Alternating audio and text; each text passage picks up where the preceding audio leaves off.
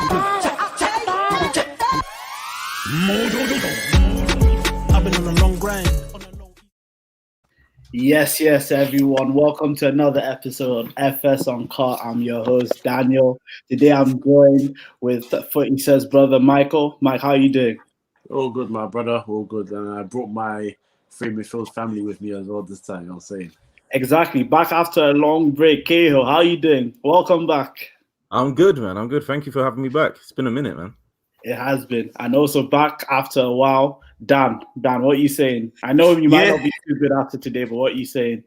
No, not too good after today. A certain other result has cheered me up with the Tottenham result. And coincidentally, the last time I was on this show, a certain Tottenham fan was talking about them winning the league, you know. So that's how far back I was last on this show. Tottenham was talking about winning the league. So, yeah, it's good to be back right now. It's a shame that Tottenham fan's not here, but, yeah. Look, it's a big shame because that's where we would have started. But I think we should start with the three in midfield derby, Manchester United versus Arsenal. I'll let Kojo speak on it first because I know he doesn't have much to say. But Kojo, what are your thoughts on that game? Because for me, it was an absolute snooze fest. My thoughts on the game is, why are we talking about it? Because it was poor. The only thing I can say is Cavani should have scored. That's it. That's the only thing I can say. And unlucky, like I said, for hitting the crossbar from his free kick. Apart from those two things, what else can I say to you? It was poor. The two giants giants, because we're not giants of the Premier League right now. So it is what it is. You know, 2005 was our era. We ain't there no more. So I guess a good point for both sides. But the thing is, like with United, except the Spurs game, I think all your games would be 0-0s this season in big games. Do you think that's a United problem? Like you just go into big games and you can't seem to play like you do normally? I think what it is we are a lot more cautious, and it's a bit annoying because Solskjaer will talk about this team and say that the team's ready to do stuff, but if you approach the game a certain way, you're clearly not. Obviously, when we played Arsenal at Old Trafford, Arsenal's the other one as well because they beat us 1-0 at Old Trafford, didn't they? So, and we ain't beaten them, I think, since Wenger left, actually. We ain't beaten Arsenal. Now, the last time you beat them was when Lingard turned into a dance floor. Millie Rock. That was Wenger's time, wasn't it? No, that was... I'm pretty sure that was Wenger. I'm pretty sure you mean the last time they beat him at the Emirates or last time they beat him at all? Beat them at all. Yeah, it was. Wow. No, you beat us at United when Rashford scored. Well, how long ago was that, though? Like his debut. That's right? 2016. Exactly, time ago. That's what I was talking about. Now, but you beat them under Jose. Lingard 2. Was it? But was Wenger the manager or was it Emery? I'm sure it was Wenger. It was Emery. No, definitely Wenger because Sanchez and Ozil were playing. Because you remember De Gea's double save? Yeah, it was Wenger. Yeah, it was Wenger. Yeah. It was Wenger. Nice. See, that's what I'm saying. So, you know, this is why I question. This is why not just me. A lot of people question his record in big games. But last season, in comparison, obviously we beat City and we beat Chelsea. So this year it's just not been good enough. Played the supposed top 6, which doesn't feel like a top 6 anymore. If I'm being brutally honest about it. And we've been poor in all of them. So for me, this is why I don't really have much to say because it's the same old. I could repeat literally what was said in the previous top 6 game. You know what I'm saying? Like it's rinse and repeat with this team right now. There's no progress in these games. So we just need to buck up our ideas. So that's as simple as it gets for me, really. Cahill, like before the game, I put Saka on my fantasy team. I thought, Saka's going to do a madness. Team sheet comes out. No Saka, no Alba, no Tierney. You come out of there without conceding and you draw. Were you happy with that, or do you think you should have won that? Because you might not have had clear-cut chances, but you did have chances. I mean, it's a weird one because United were in a title challenge with City and Liverpool. So on that regard, I guess it's good that there's a point, but United are always there for the taking. They didn't exactly, apart from the Cavani chance, they didn't exactly look threatening. But it was just a whole bunch of poor performances from our team, to be honest. I mean, I think Thomas Partey wasn't exactly in his best form. Neither was Martinelli. Neither was Pepe. I mean, Pepe had a few chances here and there, but I mean, in the current form that he is in, I don't. There was no way they were going in those chances. The free kick was exciting, I guess. That got me off my seat. But apart from that, this game is two trash teams, man. They're just not good enough anymore. It's just not good enough. Did we miss Tierney? Did we miss Saka? Did we miss Orba? Tierney and Saka, yeah. Orba this season, not so much. I think Lacazette's doing a better job up front than Orba right now. But then again, his current situation, I think he deserves all the time he needs. I think his mum was sick or something like that. So I think deal with that. No problem there. Come back clear-minded. But I think that's a major problem with us. So I think we rely quite heavily on Tierney to create our chances. And I mean, Emil Smith-Rowe recently has been playing well. Saka as well, you can mention those, but a lot of the chances are coming down that left-hand side. And when he's not there, it's clear as day that we're clearly missing him. Okay, Dan, before I come to you, I need to bring in Basil because we had a stream during the week and Basil was saying 3-1 or 2-1, was it? Saying that Arsenal would do Liverpool a favour, which to be fair, you did. But Basil, what are your thoughts on that game? Because like I said, it was a complete snooze fest. Do you know what? We can skip over that game. I think the game is more... The game is more than indictment on United more than Arsenal. We've accepted what we are, where we're at. I think the onus was more on United to actually come and play and do something. And ultimately, I think it should have been an opportunity for Ole to show people that, you know what, I'm more than just a PE teacher that people label me as. But I do have a bit about me tactically. I do have a few ideas, and I can be proactive on the pitch. And he just failed all the tests. I mean, I would label that an E- for Ole. I mean, Arteta is what it is. He's learning on the job. It's his first job, so you can't expect much from him. But Ole, he's been managing for how many years? Managing Mulder. He's been at United for a long time. And that's the way he performs against Arsenal. An absolute shambles. Absolute shambles. Dan, you said last time you came here, Darren said that Spurs would win the league. Cahill said that United are in a title challenge. At the end of the day, after 21 games, they're second. But do you look at United, the way they performs in big games and in general, do you actually see a team that can go on to win the league? Well, look at it this way, right? And I was looking at it the same way with West Ham. So I was looking at West Ham because our record this season, I think it was this season, against the so-called top six, like Cahill said, there's not much of a top six, but it's poor. But we're up there. And where you look, so if we're looking at just 6 teams, if you're getting, results and you're beating the teams outside of that, there's 14 other teams there. You can still win the league based on those. You know what I mean? If you're picking up a point away to Arsenal, of course, it's not a great Arsenal at the moment, but they've got some good players who can make things happen. And again, it's, based off of players missing big chances. So I think that they can, but I think it's too early. I think as long as if Ole can get them progressing and try and just steady the ship and keep them getting back-to-back Champions League positions, and then they find that manager, whoever it is, to then go and try and push on for a proper title challenge. That's what they need. But I think Ole's gets a lot of stick, like a lot of hate. But yeah, I just think that he's doing the best with what he's got, and yeah, I think I don't know who they'd get if you sacked Ole today. I don't know who's out there. I don't know who they're going to get to replace him. But I just got to say, well, that Sheffield United thing, that defender, Harry Maguire, all of them players, man. Dan, we ain't got. I know you don't want to. No, I know you. Keep on going. A lot of it seems to be but the thing is, it seems to be sort of systemic of these sort of individual bad performances from your big players. Like, that seems to be the case. It's the players that you expect to be starting that every fan would want in the starting 11. They're dropping bad performances. And it's like, can you blame it on the manager, or is it the manager that affects it? I mean, I know you wouldn't really get that under Fergie, because Fergie would give them 2 slaps and that'd be it. Like, they'll be out the door. Like, so it's a tough one, but we'll see with where they go next. Dan, I agree to a degree. I do agree that some of the individual errors from some of the big players, or just big players not performing in big key games is an issue. I think you can also look at the manager not being proactive. I think sometimes you can see where the game is going, we're watching it saying change things tactically on the pitch or maybe substitutions at the right time, and he doesn't do it. And I think that's where the blame is laid on Ole. Obviously, part of it is Ole. Part of it is some of the bad performances from some of the players on the pitch. But I think the manager can help himself out when he's a bit more proactive rather than being reactive.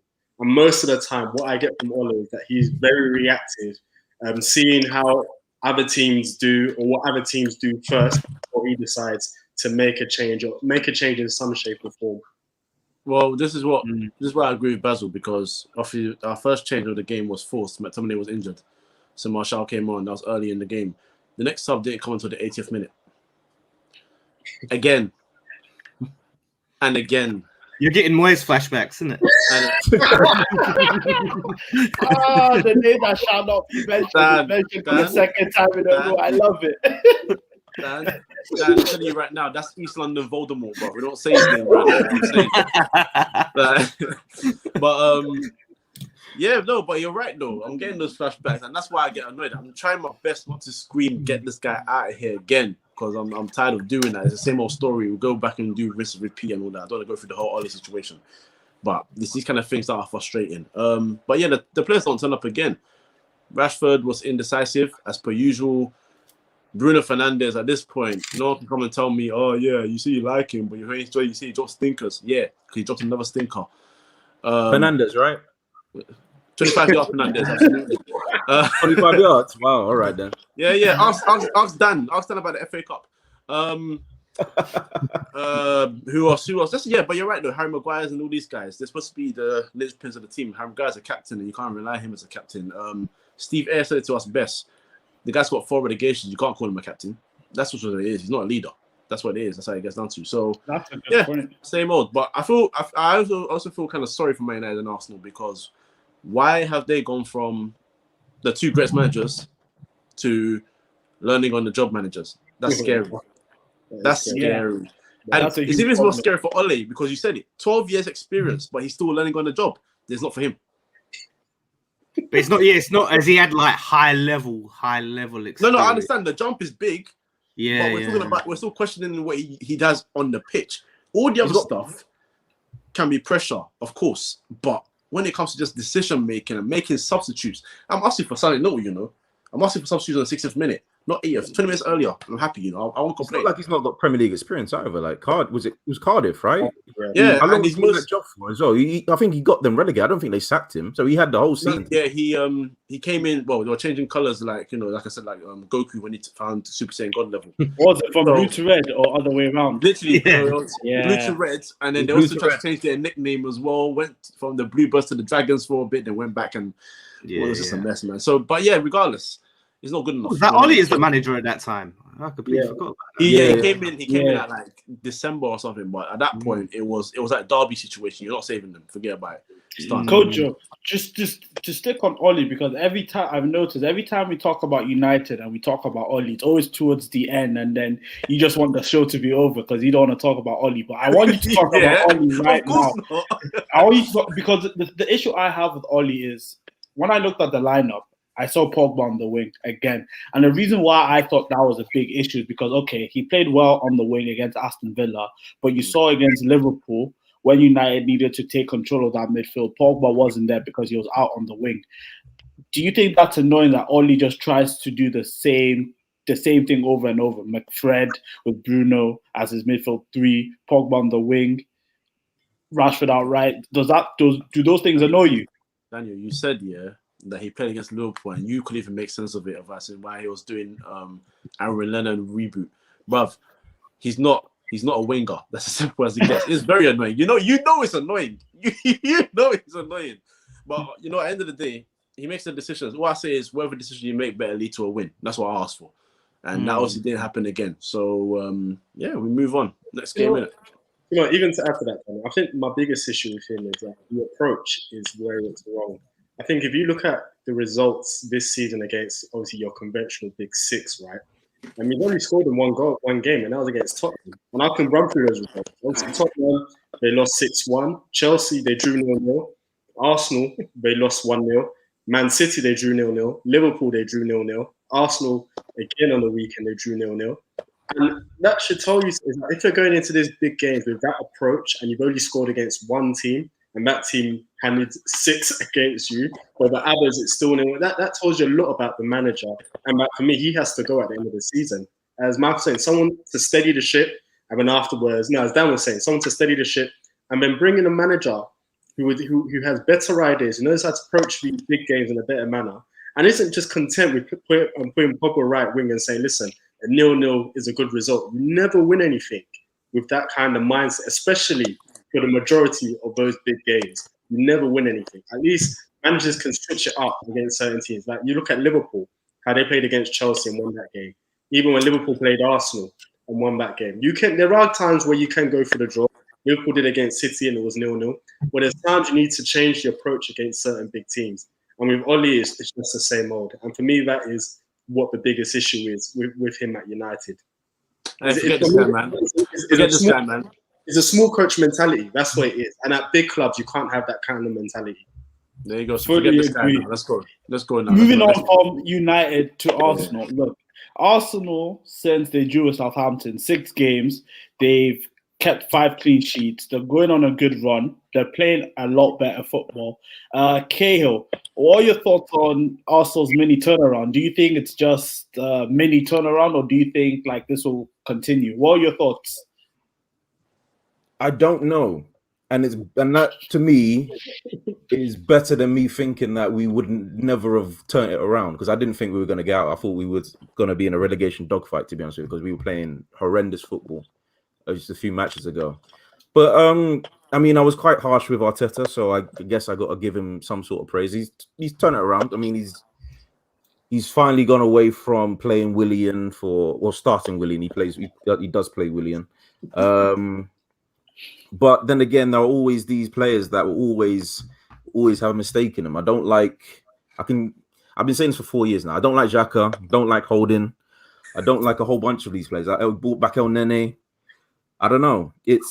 Those are the players that are always going to mess things up for you. And for me, I'm just counting down the games until we make a big mistake and the form just drops again. I'm really pessimistic this season. I don't blame you.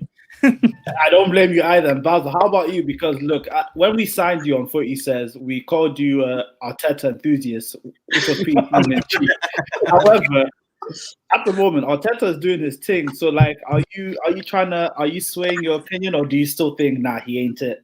No, it's not it, man. Honestly, even if let's be brutally honest, like it is like a mini patch, and I'm not complaining. I think the best Arsenal can get would be like 7th or 8th maybe this season, and so I've just accepted it. But the football still isn't great. If you look at Arsenal, so like I still don't even know what his identity is on that pitch. I couldn't. If you told me what Arsenal's style of football is on that pitch, I still couldn't tell you what the style is. I don't know what Arteta's imprint is on the Arsenal team, and that's the thing that worries me the most, because we're going to go. There's been a few good goals. Yeah, here against West Brom, but really, if you take the whole season as a whole, is like, and I'm just taking everything as a whole from game 1. Even you could go from last season when he was appointed to now. 95% of it, I still don't know what it is. The football hasn't been great for 95% of it. And for me, it's that even as a manager, you can show your imprint. Like someone like Graham Potter, as bad as Brighton has been, you can tell what he's doing with Brighton. You can tell what his style of play is. You can tell the message he's getting across the players and how they're implementing it. Unfortunately, they just don't have good enough players for them to consistently perform. At Arsenal, we're just relying on the fact that we have certain quality players who can turn up at certain moments and help us win a game. I still don't know what the entire imprint is at Arsenal, what their identity is. But I'm willing to ride this season. But like I said, next season, if it's still the same, then I'm sorry to say he has to go. Because I can give him a year and a half, but then it's like you've had a year and a half to work out your tactics, work out how you want to play. If you can't show anything after the year and a half, then I'm sorry, it's just not for you. I feel like the owners are built in. They're all in on this. I think Arteta's not getting anywhere. He's there for like the next maybe 2-3 years, unless things are very, very. Yeah, absolutely. I'd like to see his plan on the pitch, because apparently it's meant to be this magnificent, brilliant idea to turn all our fortunes around, but we just haven't seen it. Maybe it's down to the players not being good enough. But I think that's excuses, because a whole bunch of teams have worse whole bunch of managers have worse teams than ours, and they're playing some much better football, like Brighton, like Southampton, for instance. That's it, 'cause I want to see it. I want to see it, and I haven't seen it. To rebuttal that, maybe the type of football you're playing might not be the best, but this season, Arsenal have one of the best defensive records in terms of allowing shots. Only Man City have allowed fewer shots. So maybe going forward, you're not better, but he at least has made you more defensively solid, which I think has been an Arsenal problem for a while. Defensively solid, but we are currently 10th. Yeah, that's what I'm saying. Like he's made, but like yeah, it's true. Okay, so like he's made us organized, but it's to the detriment of our attack. It's like, and it's easier to make a team more organized than it is to say let's work on an attacking style of plays. How many managers come in when teams are doing bad and make the team organized? It's the easiest thing for a manager to do. So he's doing that. That's it. In that regards, he's done okay, but it's to the point where we're not that potent going forward. And so the ballot is very imbalanced at Arsenal. And that's the reason why teams were taking us for a ride in the early part of the season. Because like, well, we're not threatened by you going forward, so they take more chances against us. And it worked against us early in the season, which is why we're 10th. And it's not like so we're gonna go on forever, but it's not like we've got an experience, like the players that we're relying on aren't experienced. They're teenagers or early 20s. Like, I'm happy that Saka, that Martinelli, that Emil Smith-Rowe are playing well. But once teams find them out and find out what they've been doing, that's a wrap for our attack, because we can't rely on these young players to bail us out of a situation. Our tactics aren't good enough, and their individual brilliance will only last for such a short time. Coach, when Basil said making a team organized is the easiest thing, you said you don't agree with that. I want to get a coach's point of view of why you disagree with that. Because have you seen defending? It should be. He's not even wrong. Like, I'm not trying to say what he's saying is wrong. Like, it actually should be the easiest thing to organize. But the way teams defend now, like when he first came in, don't forget they went on a bit of a run, and then they went against teams that they should have been. Even if you don't win, you should be dominating at least, or having more shots than. And teams were going to their turf and away to other turfs, and they were annihilating them statistically wise.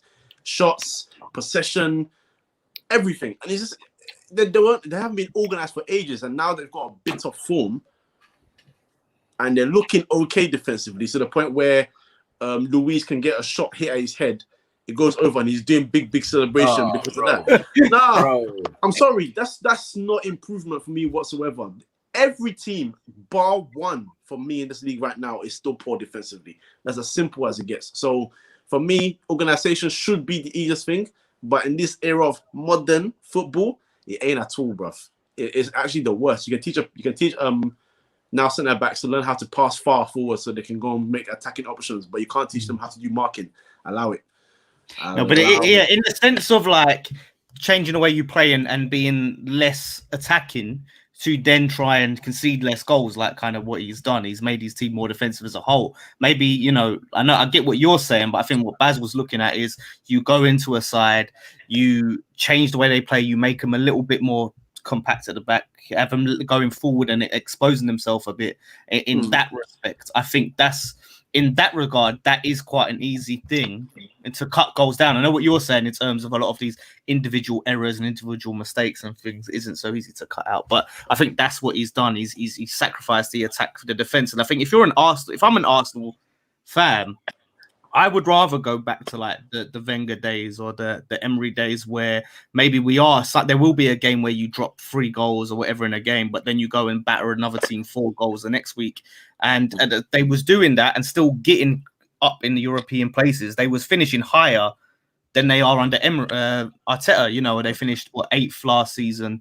And then they're on to 8th would be like a really good result for them this season, playing defensive football. So what is the point of sacrificing the attacking football just to concede less goals, only to be lower down in the table and not get up to where you need to be? Like, I don't think, even more so than Ole, I don't think Arteta is the man that is going to get them where they want to be. Really, like, they need a much better class of manager, not someone who is trying to learn on the job. He needs to try and he should be going either down to the lower leagues or going abroad or not any of that. Not at Arsenal, where they want to be in the Champions League. And just quick point. Just Wenger days, no Emery days. Emery no. Even Emery, I know what you mean, but even Emery was better going forward. He played some good stuff. Yeah. Was getting the most out of players. Like when you got Aubameyang, and you can't. I don't know whether it's an individually, if it's Aubameyang himself, or it's just the team that he's playing in. But like to have a player like that, and it's just not working for him. I don't know what's going on there. But yeah, I would say Emery was more entertaining. His football was more entertaining, even though he would drop some like ridiculous results. And you did have that amazing 22 game unbeaten run or whatever it was. Come on, Still hold on to that. Yeah. Got our Arsenal back Thursday. I think we should move on from Manchester United and a sleeping giant, because we can go on and on, but we're just going to be saying the same thing. Today there was a top 4 battle between Liverpool and West Ham. Me personally, when I looked at the lineup, I was shook. No Mane, Firmino on the bench, Henderson and Nat Phillips. I thought Antonio's going to be feasting today, but we came out 3-1 winners, and I'm not going to lie, I'm delighted. But Dan, how are you feeling? Because West Ham have been on a brilliant run, and today wasn't good. Yeah, look, that's putting it lightly. I mean, I went into this game and I was thinking, do you know what? Like, if we lose, it changes nothing about our season. It doesn't say anything about our season because we're still doing well. But I wanted us to actually give Liverpool a game. Like like you said, you was missing certain key players. You've got really good squad depth, whatever Liverpool fans want to say, but we should have been able to see this opportunity and go, let's like not pay Liverpool so much respect as we paid them. Like we were very slow, very static. Like we was almost scared to go forward, and there was a lot of individually poor performance. Like it was one of the worst Antonio performances I've ever seen. Not just in terms of attacking the goal, but he's just so many misplaced passes and sloppy mistakes and things like that. Bowen, like poor today. Like he's at fault for the second goal, if you ask me. Like that, not beating the first man, like something simple as that, and then it goes down the other end. Creswell, like some big players didn't step up, and I think Moyes played it a bit too safe, and that's what cost us. But I did want to win this because, and I could see Klopp was whinging before the game. This guy, honestly, he's sitting there crying about how we've played more games than they have. And that's why, we are where we are or something. He's, they're doing well, but, they've played more games. We played 6 more games than Liverpool. And Liverpool have a much bigger squad. We have such a small squad. And he's sitting there crying like about with all the world-class talent that he has. And the fact that, like you're choosing to be in them competitions and play your first team. So Klopp, he was so likable. And now, like, it's every season, like he shows this side to him that I don't like. And do you think West Ham can actually go all the way and make Champions League, or do you think that's a myth? No, but you look at it this way. It's so tight around there now. Like we've put on a very good run. It's very tight. I don't think we have the squad for it. I don't think we have the squad depth built to sustain it. Like it's one of them situations like everyone's just dropping points and no one seems to really want it. So it's the best chance for us to get it. But if I had to put my money on it, I think we'll fall short. And I think someone asked me on our watch along, and I said I could see maybe 7th, as long as we don't have an injury and a big disaster. It's just a worry that we're not bringing in another striker. Yeah, we've got Lingard in, Kojo's boy. You're a big Lingard fan, yeah. You know what? I've got a question for you, Danny, after that. Yeah. What was your thoughts on the Lingard side? Because I didn't understand that loan signing whatsoever. And the reason why I asked this question, because I think he's in a similar mode to like what's his name, Benrahma, Lanzini, Fornals, and all those technical type of players. And our question was like, what is the point of bringing Lingard? Because he doesn't personally, for me, bring anything different to those type of players you already have. So I don't see how that sort of moves West Ham forward. So I wanted to know your thoughts on that signing. Yeah, I mean, I don't know. Like, obviously, look, Kojo will know a lot more in terms of Lingard, but he seems to be like, the thing is with Fornals, he's more like a workhorse type of player. He's got a bit of technicality, but he's not got much in the way of pace. The last time I saw Lingard, he had more pace than what Fornals or a Lanzini or. I mean, Benrahma's not the sort of player who will play with like his pace. He's going to carry the ball and he's going to try and make things happen. He's not going to run the channels or anything like that, or sprint the ball down the line. So maybe it depends how he plays him. Like if he's got this idea to play Lingard up front and thinking that he can, because he done it. He turned Arnautovic into a striker and it worked. He done it with Antonio, it worked. Maybe he's got this thought process of we can play him there because there's no way these lot are sticking their hand in their pockets. I mean, Koji, has he played many times up front? Lingard? No, I could tell you never. no. Never. Someone told me he did. He played up front once against West Ham when he beat them 2-0, but that's because Rashford went off injured.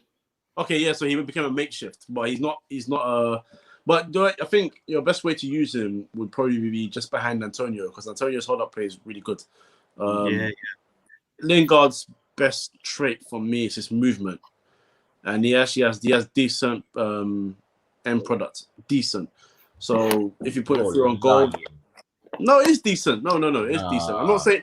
Bro, no, it's not about the number. We can look into the numbers and that, of course, his numbers are not crazy. But in terms of most of the times when he's played for United and you've put him into a position to create something, more often than not, he's actually put us in a decent position. And in some of the big games, namely you against Chelsea as well, he's done his thing. So final against Crystal Palace where we came back, he's done his thing. So I'm not saying that he's going to be a superb signing, but for a loan signing where his movement is key, he could work with Antonio pretty well. I'm not going to tell you that he's going to be great if you put him in a 1-on-1 situation. What I was going to say is pray and hope that he finds his shooting boots. But other than that, it could work. But I seen you guys play him either there or on the right. But then I don't see him displacing Bowen either, because Bowen's better than him. Yeah, it helps that Moyes has worked with him before, and he knows him. And I don't think he's going to be really ready. Like loads of West Ham fans were like, "Oh, is he going to be in playing today? He's going to be playing." Obviously, he weren't registered, but two, like. He's barely played in a long time. He's not going to be match fit. So we ain't going to see him for a while. But the fact that we're in and around that Champions League areas or the European areas, and he has that experience playing in teams that have pushed for those spots, maybe some of that experience will come into play. And I think he's massively got a point to prove. So that's a positive. Yeah, he wants to show that he's still that guy. 28. Yeah.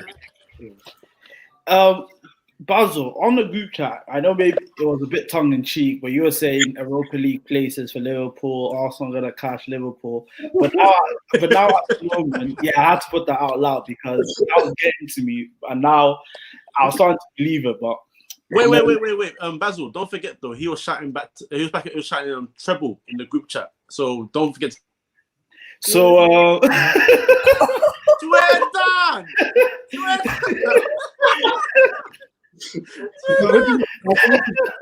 At least Daniel's here to face the music. There's a particular individual. We incognito. You can't have him on here to face some of the things that he said. Nah, don't worry. Howard will get on, and when Howard gets on, we'll get you, Manny, everyone to get onto. But with Liverpool, they've got 6 points in the last 2 games, and a perfect time to get 6 points because United have only got 1 point in that time. West Ham have only got 3 points. Everton 1 point. The teams in and around them, they've gained points on them. The 1 point behind United and 4 points behind City, all but City have a game in hand. Yeah. Do you think Liverpool can go on a run and sustain a title challenge, or do you think they'll finish second/third? I'm still undecided as to where Liverpool can finish. And the reason why I say this is that I think your injuries just keep piling up.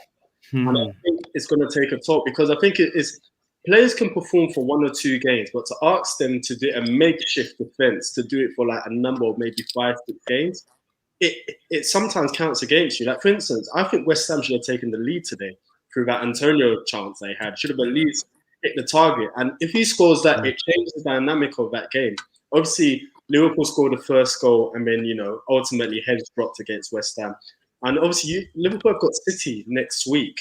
No, Liverpool have got, who have they got next before City on the weekend?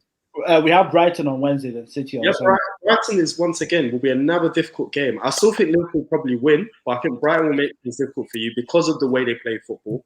I think they'll create chance against you. Then you've got City on Sunday, so you've gone from a decent run, and if you lose these next 2 games or don't get 3 points in both, it changes things again. And you look at teams like Leicester. Leicester were looking good, people were touting them, and they lost 3-1 to Leeds. And I think because no team apart from City is inconsistent, I think it's very difficult to read into some of the victories that teams in and around that area have been getting of late. I think you can only judge it when a team maybe wins maybe 5 or 6 on the bounce, and you can get a real read of them. I think Liverpool are doing well. I think I've changed my mind. They'll probably finish top 4, but Wow. top 4, I think it's going to be very yo-yo-ish for them. I think it's going to be a hard top 4 for them, and it could be a hard top 4 for United because they seem to be sliding backwards of late. Okay, when Basil mentioned the point about Liverpool's injuries, you seem to agree with him. Do you think that's going to be the main reason why they don't win the league this year? Because it is getting peak. Last game was Fabinho. Today was Mane. You never know. Next game might be Henderson. Touch wood, it's not. But we're just getting injured players every game that we play, and it's always a makeshift team. Yes and no. I think you're getting little niggly injuries here and there. So it's only like a few weeks rather than like the big months like Van Dijk's. I mean, plus you're getting Jota back. I don't. Is it next week or this week? The funny thing with Jota, I just read a report. Apparently, it's a lot worse than Liverpool thing. Like he's not even near light training. Oh, okay. Well, yeah, which is peak. My point was going to be, I think the wheels fell off when Jota got injured because I think you were playing quite not well, but better than everybody expects, considering that Van Dijk was not there. You were like up there. I think you were not clear, but you had a few points ahead of your major contenders. Man City weren't playing well. Arsenal, United weren't playing well. All that, but I don't know. I don't know now because now you tell me that Jota might be out, so I might be agreeing with Basil. Yeah, it might be a bit difficult. We have to look at the way Riggy played today. Which team do you lose against? Say that again? Yeah. Which was the team that Liverpool? I think they lost the match where Origi hit the bar when it was 1-1. That was the last game, wasn't it? Burnley. Yeah, Burnley. Yeah. Yeah, like I said. Yeah, as we're saying, like as Kay was saying, Jota can come in and operate wide and operate centrally, and he's very potent in front of goal. You're looking at Fabinho was rested today, and then Origi started today, and he doesn't look sharp or match fit, ready to help Liverpool in their cause. And I think the fact that it shows that you can't truly rest your front three because the others are not pulling their weight. Even Shaqiri, I think he obviously set up the counter-attack goal, but apart from that, he was quite anonymous once again today. And I think that's like 3 matches on the bounce where Shaqiri isn't contributing much to Liverpool's attack. And I think the fact that Liverpool can't rotate their players in the manner that maybe other teams can because the players who usually sit on the bench are not performing, I think that could work against them long term. I think they're losing out some players to international break as well. I was reading that when there's an international thing, like Liverpool have some games during that time. So certain players are going to be, key players are going to be away for that aren't going to be available. So that's going to play. I can't remember who the players were, but the next international.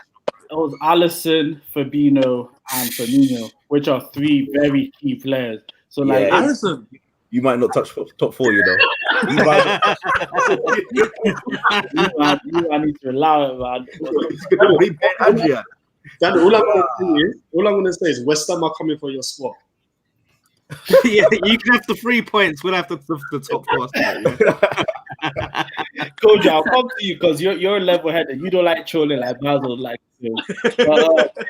How do you think Liverpool will do this season? Because a week ago, it was looking all doom and gloom. Now they're on 40 points, 4 points behind City, a point behind United. Do you think they can win the league, or do you think it'll be a top 4 thing for them? I've already told you that I see City winning the league based on the fact that I feel like they won't lose another league game this year. Or if they do lose, they're not going to lose any more than the others. That's what I think. But even when you were in poor form, I said to you that you will still be up there because you're talking about defenders not being there. Of course, not losing your centre-backs is not a good thing. But then who really defends well in this league? Even centre-backs don't even look like centre-backs. So, when it comes to your forward line, if you lose bodies there, that's where you'll be in trouble. And bear in mind, even when you're in poor form, Mohamed Salah was still contributing one way or another. And then when he hit a little mini drought, it was, Liverpool in trouble.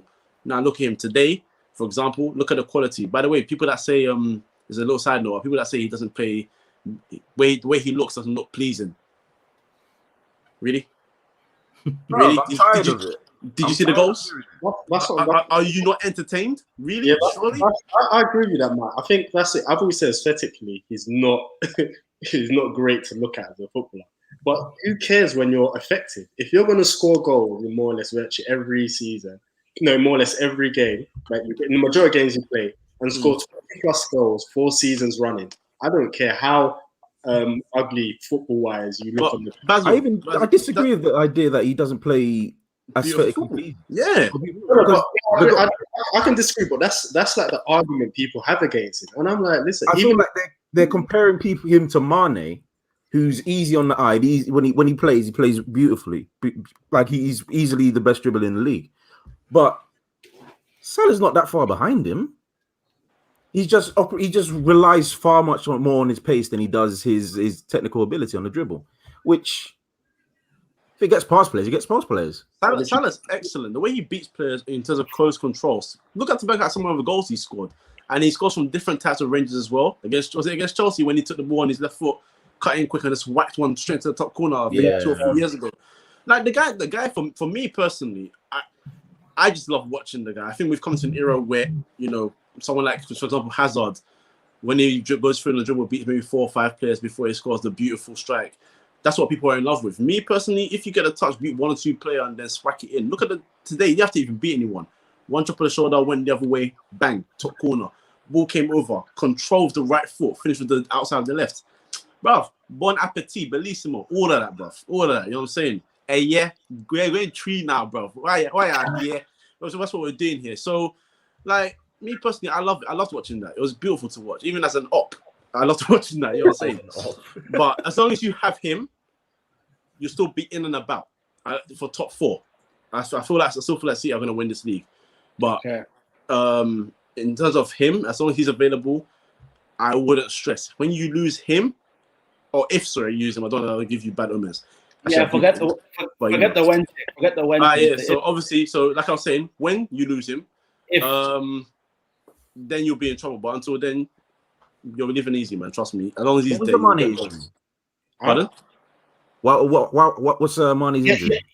Klopp said he had a muscle issue, but the thing that concerns me because he said that about Fabinho, and he said it was minor. Then he says Fabinho's going to miss West Ham, probably Brighton, and be back for City. So fair enough. I don't know what it is for Mane because we need Mane against City. I can't have a front 3 that has Divock Origi and Shaqiri starting against City. That's just jokes, man. That's not serious. But Michael said something that I think is a perfect segue to our next topic. You said who defends well in this league, and we touched on it towards the end of our last show about the standard of the Premier League. And when we were talking about it, and when I talk about it with people, they normally talk about it from a lens of the top 4 teams or the top 6 teams. But I think that's a bit unfair because the team has 20 leagues. I'm happy we have Dan here because Dan can give us a perspective because West Ham are a good club. They should be higher up, but they don't finish that high up. So he can give us a perspective of how he thinks the Premier League is. Do you think the standard of the Premier League has dropped compared to, let's say, 10, 15 years ago, or do you think it has improved? Do you know what? I'm so glad this has come up because it's something that I see a lot from fans of the so-called top 6 clubs, or mainly the old top 4 clubs, that seem to talk about the league is poor. Every season I hear the league's poor, where it was Liverpool running away with it. The league was poor. Now it's like a little bit more competitive and it's more tight. The league's poor.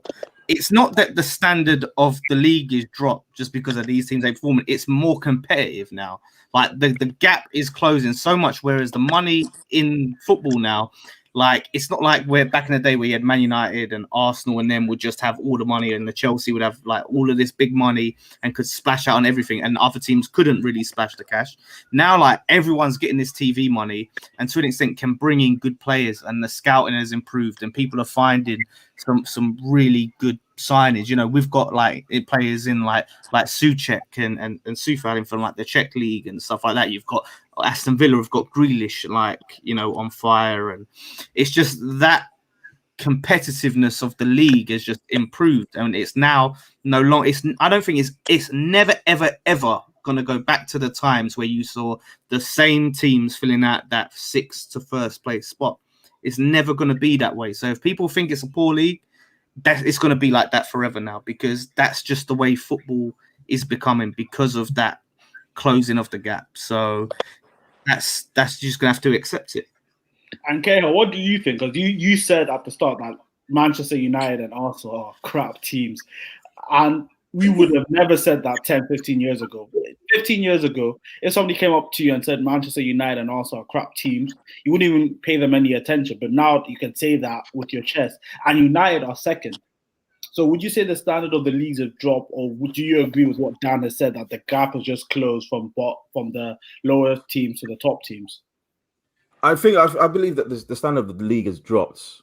Not coming from being like an Arsenal fan or anything. I feel like the league has now become more aesthetically pleasing because the caliber of managers that are here now are much better than were before. I mean, we're talking about a time like a few years ago when Steve Bruce was manager, Sam Allardyce was manager, but there was all these Gary Megson and is it Lee? What's that Lee guy's name? I forget his name. Sammy Lee was there. Alan Kirbishley. Maybe it's just down to the fact that there aren't that many English managers in the league anymore because the style of football has drastically improved. I mean, if you look at the teams that people praise Fulham for their style of football. Fulham are 18th. People praise Wolves for their style of football. They're 14th now. Leeds 12th. Southampton 11th. They're playing well. But throughout the years, there have always been teams that have been there and thereabouts. Tottenham had their chance in 2004. It's not 2004. 2005, 2006, when they almost got fourth place, but the food poisoning. Glorious. Lasagna gate. Yeah, exactly. Aston Villa were there and thereabouts before. Everton were always there and thereabouts before. So there always been those teams that have always been there and thereabouts. But I still believe that the top six, the traditional top six, whenever you mention the top six or top four, whatever you want, there will always be United, Liverpool, Chelsea, and Arsenal. Even with City being champions and all that, I don't think they'll ever be considered top four. But to the big top four. Now it's the top six, so City are there and Tottenham are there and thereabouts. But why not Man City? Why? But if Chelsea are since 2004, yeah, obviously that's when they got their big buyout. He used to say after years and years of dominance, Man City won't be considered one of the big four. That's a good question. Chelsea ain't got mileage in the game. No, but Chelsea was still up and about there. That the top three was a thing. You had like Arsenal, United, and Liverpool who were in the title race, and then it will go to a 2 and then it will go to the 1. Whereas Chelsea were always 4th or 5th, so they were there. And if they were stopped, it was like by an incredible Newcastle season. And they never really was mounting title challenges or anything, though, was they? No, but they were at least a certified going to the Champions League team because they were there with Ranieri beforehand. Plus, they were a cup winning team as well. Exactly, yeah, but I don't think that should be forever. Like, I don't feel like just because you've done it for you was there for a while. I think that can be taken away. If Arsenal was to finish outside of the top 4 for the next 10 years, they got to be looked at. Like, we seriously got to look at. No, I'm not saying that in the next 10 years that the teams won't change. I'm saying right now, when you think of the top 4, it's Arsenal, it's Chelsea, it's Man United, it's Liverpool. That's the traditional top 4. I have a different perspective on that, Danny. I think one of the biggest issues you find is that the reason why we're saying the league's poor is because of the big teams. I think what you're finding is that the smaller teams are improving, having a different style of play, but ultimately they don't have the experience to really go on runs and all of that as the big teams have. And the big teams can rely on their know-how of doing that. But I think it's because of the big teams. Because what you'll find is that the big teams have recruited poorly, maybe bar, let's say, your Liverpool and City, but the others have recruited poorly. Poor players have come into these teams, and they've dropped in standard. So what we've done is that we've looked at maybe the league as a whole and say the league is bad, but no, really and truly is because the bigger teams have regressed in their performance and in the players that they have. And what is done is that the other teams, the smaller teams, have got a bit better and have closed the gap. But that's because of the bigger teams. So I think going forward, as Dan is saying, you're not going to have your traditional top 6. I think it's going to be topsy-turvy for like the next few years now. And I think it's going to continue to be that way because, as Dan said, the money in the game now is just immense, where you can't bully teams to say, I want to buy this player, because teams are in it. And so teams are getting smarter in the recruitment. So now they're not looking like I have to spend 30 million to show them a big team. just recruit smart. That's what Leicester are doing. Whereas the big teams have in their mind that we still need to sometimes show that we're a Manchester United, we're a Chelsea, we're a Arsenal. So that's why you have Chelsea going and spending 75 million on the Havertz. That's why you have United going and spending money on a Van der Beek, not knowing what to do with him. Because sometimes it's just a show of power rather than using the common sense and saying, what do we really need? Sometimes it's better to go and maybe buy 2 £5 million players who can be more effective to us than a £30 million player because he has a bigger name. And I think until bigger teams get out of that mentality, I think they're going to allow these smaller teams to recruit smart and close that gap a bit further. Well, you see what you said there about the smart thing is, for example, I said it. I don't know if it was on this stream or somewhere else. I said, City, with all the money they've spent, how many transfer records have they actually broken? They spend smart. When Chelsea came through, yes, they were spending money. They're spending records in like a season, how much money was spent within the season or summer window. But how many of their transfer signings actually smashed records? And when we were dominant, apart from Rio Ferdinand, Wayne Rooney, Berbatov, and Veron, 4 £30 million signings for a team that had all that money and could go and just bully, like, for example, went to Tottenham and got carried for 17 million, no problem. All the rest of the signings weren't actually big money. Vidic was cheap. You know what I'm saying? Everyone was cheap. So it's about the logic. So what you're saying is right. Now the other teams are doing that because they're recruiting well and they're finding the right players and they're doing the right things. You can even go back to, but some of the small teams were doing that as well. I mean, someone like, for example, before his unfortunate injury, Dean Ashton was a baller. Norwich, West Ham was doing his thing and unfortunately he got injured. So I always feel like this has been there. The reason why I call the league poor is because, and it's not even just like a Premier League thing, but it's like when you come into the Premier League, so let's use the example of Leeds right now. When you come into the Premier, or even Wolves, for example, actually, if you come into the Premier League, and Sheffield United as well, sorry. If you come to the Premier League, it's known as the toughest league in the world. So there should be no reason why, and I'm not trying to say that it's impossible, but there should be like a hierarchy of things where you look at certain teams, you say, this is the level I want to get to, and this is the level I want to get to. And if Man United and Arsenal are the teams that dropped off, then they're not part of the top 4, top 6 anymore, kick them out. You know what I mean? They're not levels anymore. They're not there anymore. That's fine. Liverpool weren't there more for a while. So Liverpool couldn't be called a top 4 team for like a 4 or 5 year period because they were struggling. You know, so this is where I got to the league at them. You're gone? To counter your point, you mentioned Leeds and you mentioned Wolves, and I'm happy you mentioned those two teams because, okay, when Wolves came up, Wolves are backed by a rich Chinese company, Fosun, I believe it is. They went to buy players like Ruben Neves, who was playing in the championship. Yeah. They went to go and buy Diogo Jota. Leeds, they're managed by Marcelo Bielsa. People might say what they want. I think he's a good manager. He might be overrated because there was no way he should have been in the top 3 for the best. But these clubs can attract these sort of players and these sort of managers. But then if you're looking at, let's say, when Blackpool and those teams came up, they couldn't attract a former Champions League player. They couldn't attract one of the best managers in the world. So could you say that's the reason that these clubs and these teams could come into the Premier League and play as if they've been there for years? So I was going to get into the money factor because the money factor plays a big part, obviously, because as you guys have alluded to, a lot more things. Even though the way they show football now, similar to the La Liga model, so everyone gets TV time, so everyone is getting television money. You're not watching Soccer Saturday anymore for the 3 o'clock and then waiting for Match of the Day to see your team play. Everyone's getting their moment, so the money thing is now a big factor. Yes, 100%. I'm not going to disagree with that, but there's still a hierarchy in that as well because as poor as Man United have been, they still get guap and they got a lot more guap. You know what I'm saying? So I'm just saying, in terms of the standards, and it's not just a Premier League thing, I think people confuse with me when I say that it's a football thing in general. I feel like the standard of the game is just bit by bit, but that's nothing to do, obviously, it's nothing to do with the champions.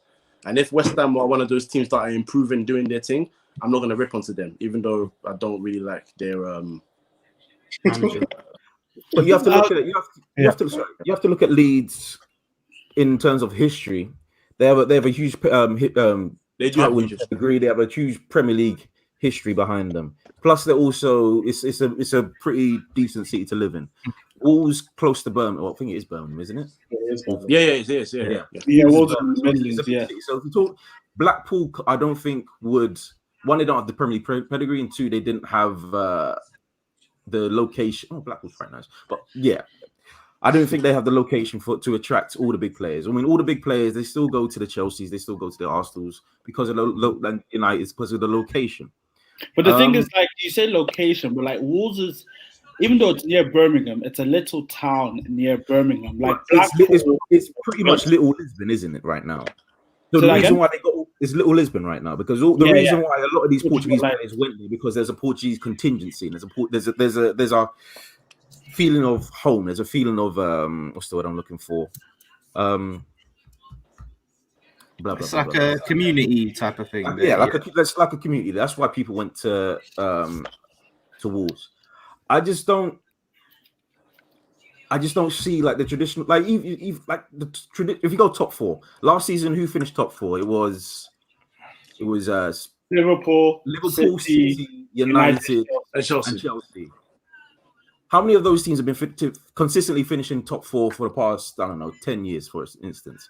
That top four hasn't been broken into. Yes, you can say Leicester are breaking into it right now, but they were meant to break into it last season, and they fumbled. They fumbled the bag. So a whole bunch of these teams, yes, they can get there, but will they eventually break into the top four? I don't see it happening. That's why Dan. That's why I brought up the conversation, because yes, I feel the standards of the top teams has definitely dropped. We cannot deny that. We have Victor Lindelof starting for Manchester United. He's not good enough to start for Manchester United. Why did you come to my team? Okay. Let's forget Manchester United. I'm joking. Even go to Arsenal. Granit Xhaka was their captain before he started doing this to the fans. But however, the league is not just the 4 teams. The league is 20 teams. Yeah. So, for example, you come into the league and now you're the champion. You're playing against a newly promoted side that has Ruben Neves. Leeds come into the team. You're playing against a newly promoted team that's coached by Marcelo Bielsa, who is Pochettino and Pep Guardiola's teacher. So, yes, the standards of the top team has dropped, but then you're playing against teams that do have really good players and really good coaches, like Dan said as well. Aston Villa. They play much better football. They play better football. You're naming individuals. They're playing better football or aesthetically pleasing football because everyone's doing a very bad pet impersonation. And then, as much as I'm about to praise this guy for goodness' sake. Praise him. But David Voldemort. David who? Voldemort is Jesus Christ. Hey, Kel, by the way, don't play this back to Darren, yeah? Let me just record it. Hold on. Let me record it. No. He's getting results. So he's doing his thing, regardless of style. He's getting results. That's what you know what I mean. So he's doing his thing, and that's why I'm trying to at the same time just trying to keep it level. But talking of poor teams, Dan, is it time? It's time.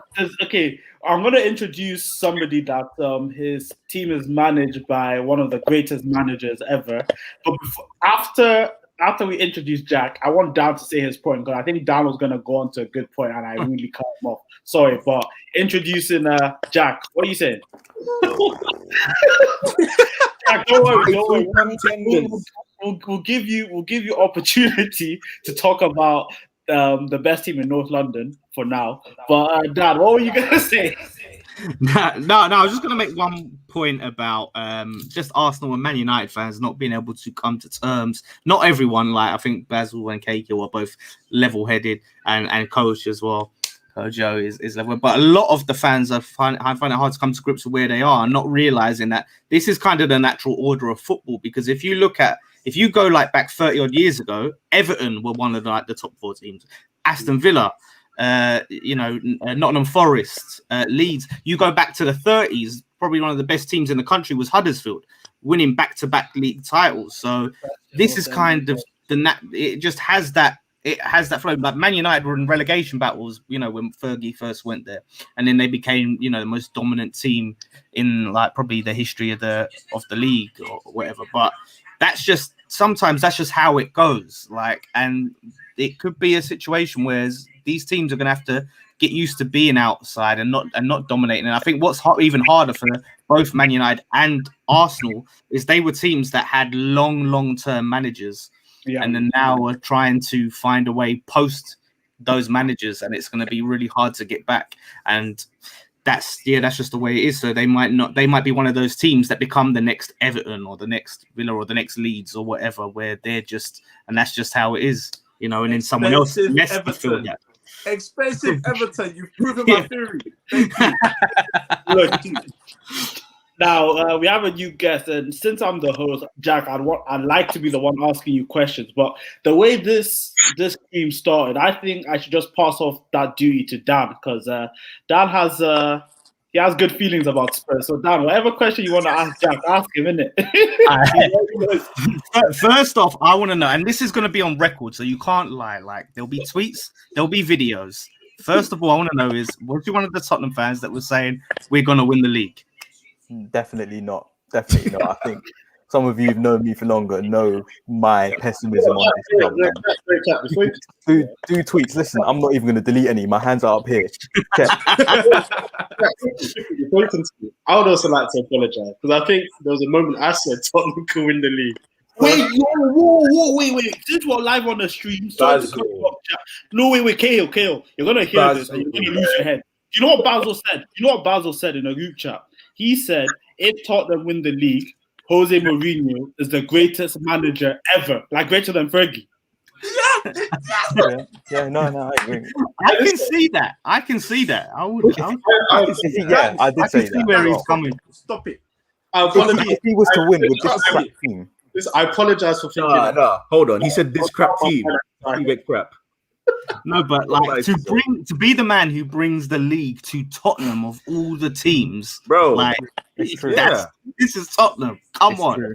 It's true. Serial bottomers to Premier League champion. But now, like, I did that on purpose, because now that we're on the topic of Tottenham and Jose, Jack, what are your thoughts?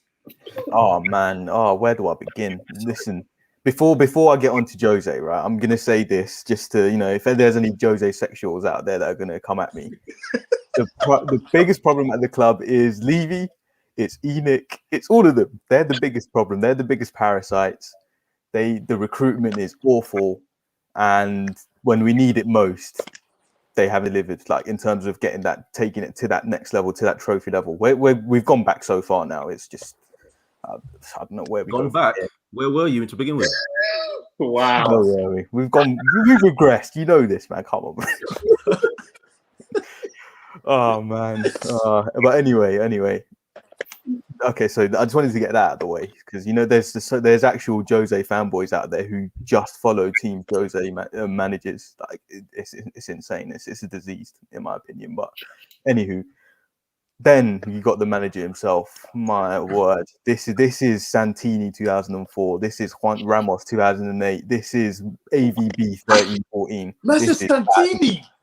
This is bad.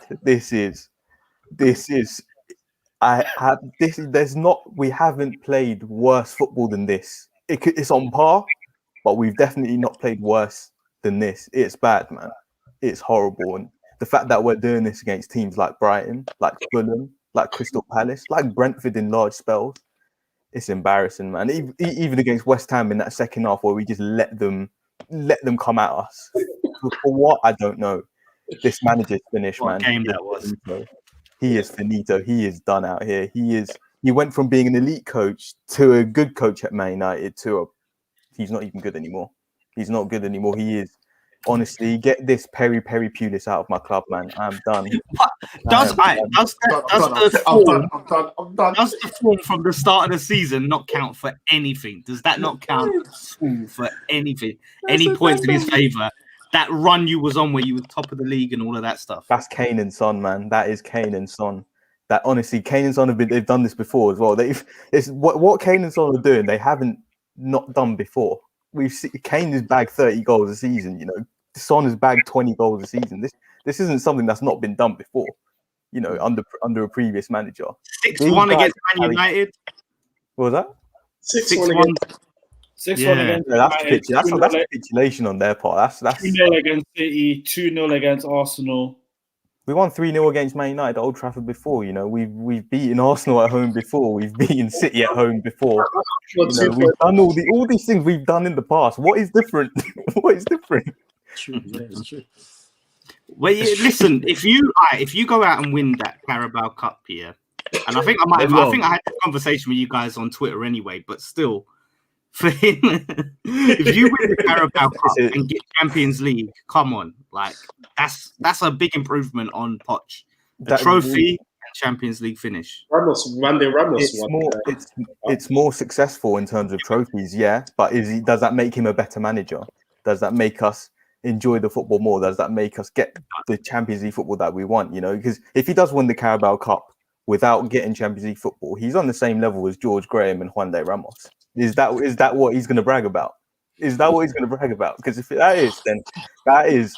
But look at Arsenal fans. Arsenal fans were happy with Arteta getting the FA Cup and no Champions League and playing crap football. Look at that.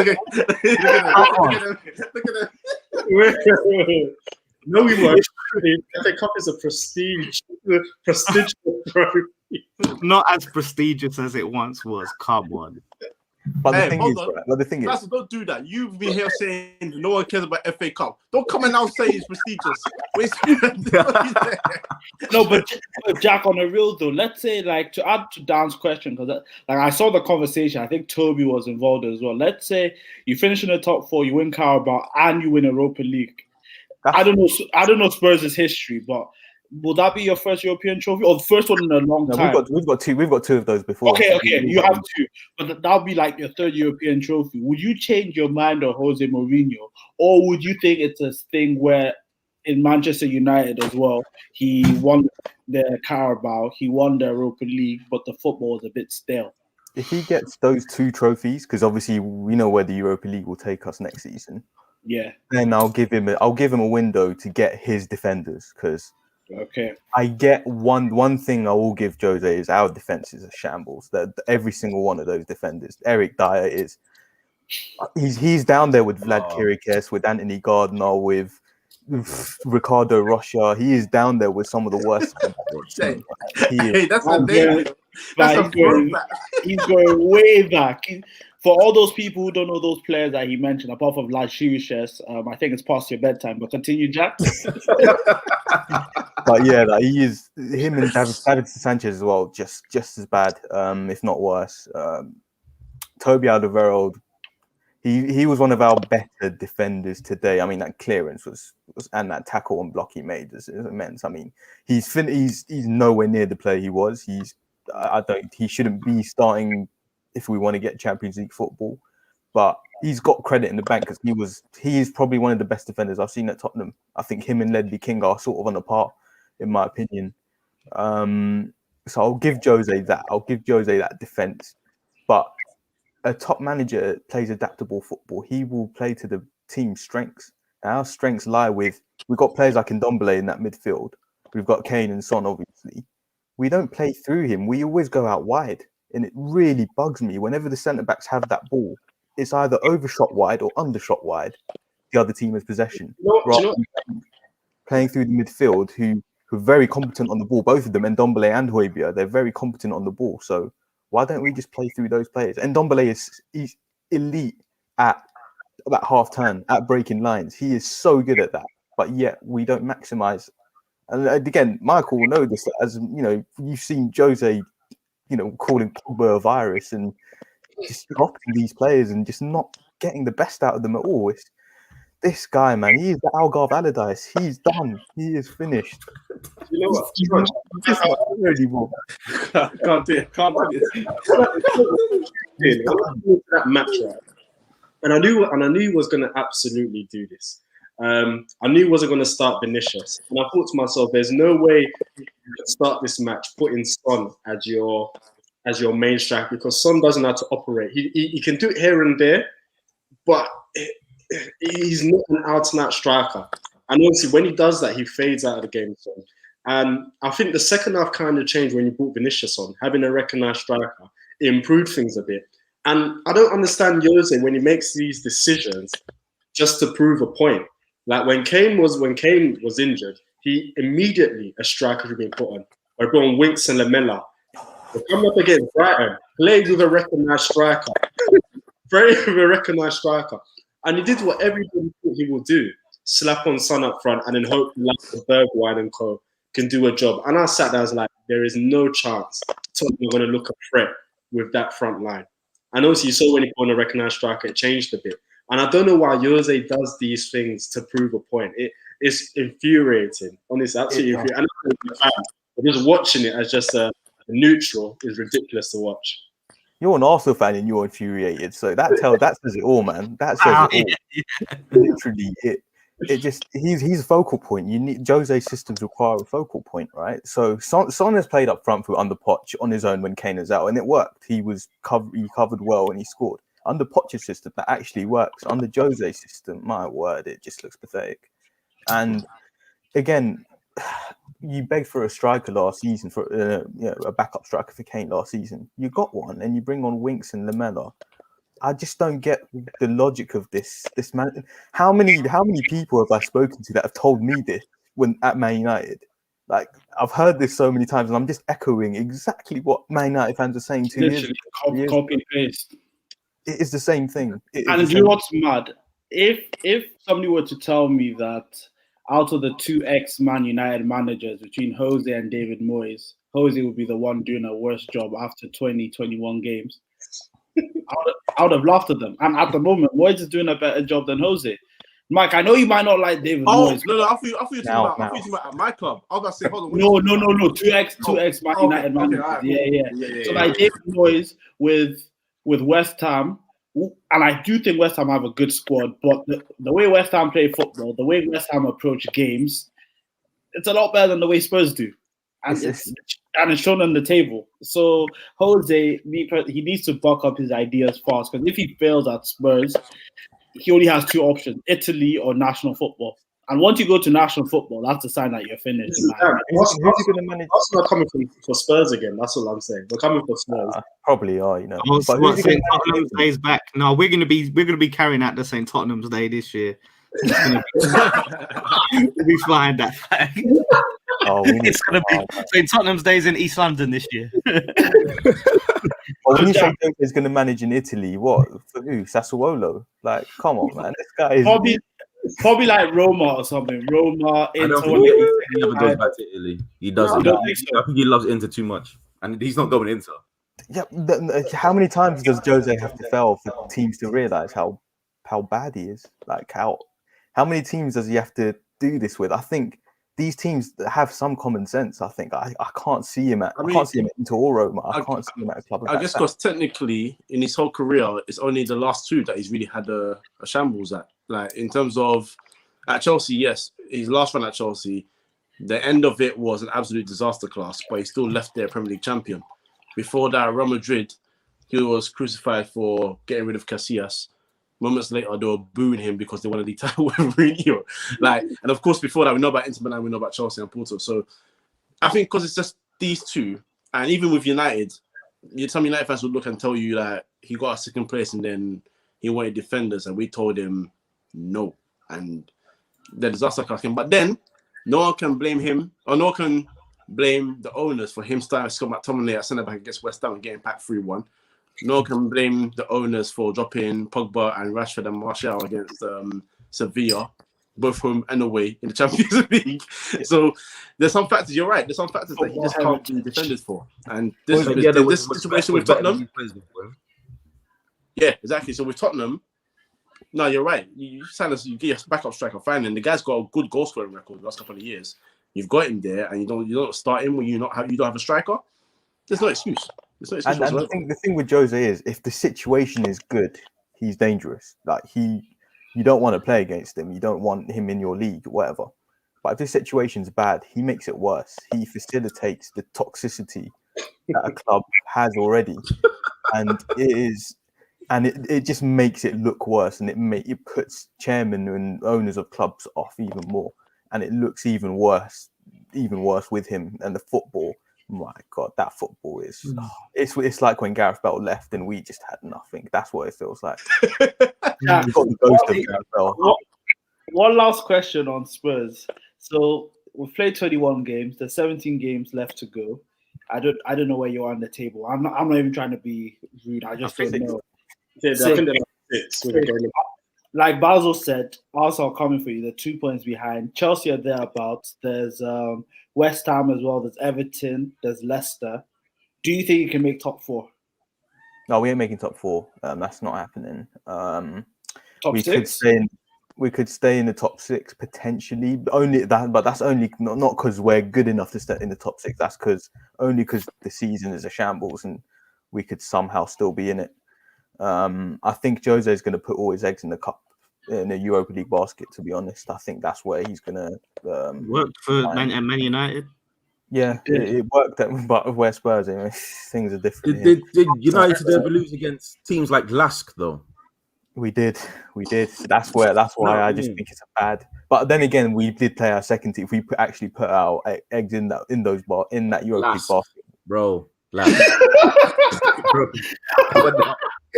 Don't talk about second team, please. Don't talk about second team. This is the difference between our first team and our second team. The disparity is you can't even see how big the disparity is on screen. I don't even know where Lask is from, to be honest with you. Where are they from? Austria. Yeah, Austria. Not too far. Lask, man. Come on, Daniel only knows that because he's chilling there.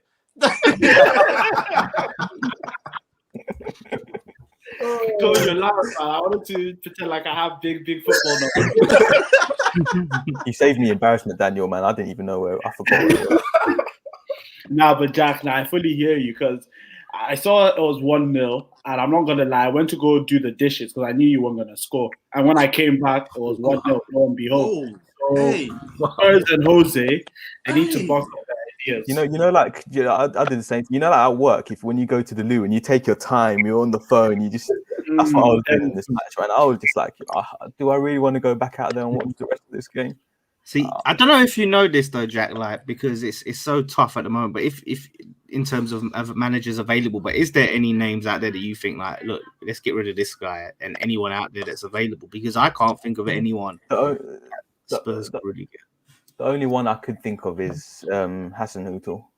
I think in terms of the profile, I think he is a bit above Southampton, and I think we need a manager who is of that level to get the best out of what we've got, because we're not of elite level. He's not gonna go into a club with massive egos.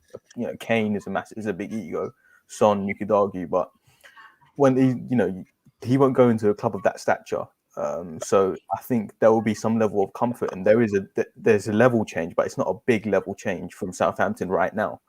In terms of the stature of the club, probably you can argue that, but I think Hassan Hutel probably. People saying Brendan. It's like, why would Brendan want to come to us? Leicester they have a much better training facilities. Their recruitment is second to none. Whether they spend much money or not, they've got better recruitment. So Brendan's out of the question, in my opinion.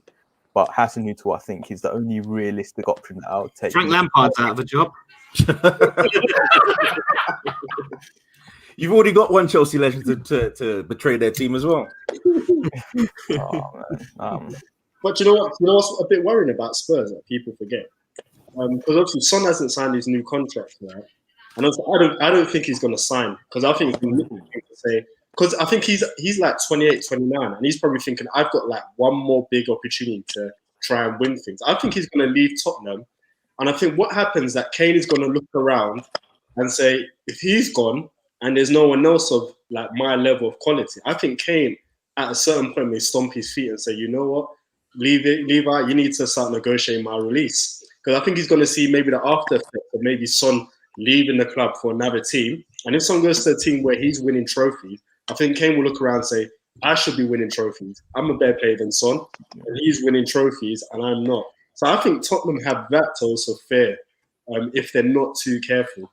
I think they should both leave this summer for the best of their careers. I obviously I don't want them to, but why would you stay here? Where are we going? It just begs the question: what direction does this club want to be in? Because it's certainly not for trophies. Because Levy doesn't operate that way. ENIC don't operate that way. We're a business model that thrives off Champions League football. That's where the profits lie. Yeah. The only thing that could keep Son and Kane is if we win the League Cup and Europa League. That's the only thing that could possibly tempt them to stay, because their best years, they are in their, they've not got too many years left now in their career. That's that Van Persie effect, isn't it? Yeah, and then Ndombele said today when Why are you doing that, Coach? Why are you doing that? What? Talk about Van Persie. Relax, man. Relax. Oh, I love these shots. I'm just in the background. I love it. This is amazing. every time the option's there, you always bring them up. Relax, man. Chill there. Drink your supermarket and chill, please. All right, cool. But tell me I'm lying. You are Relax, innit?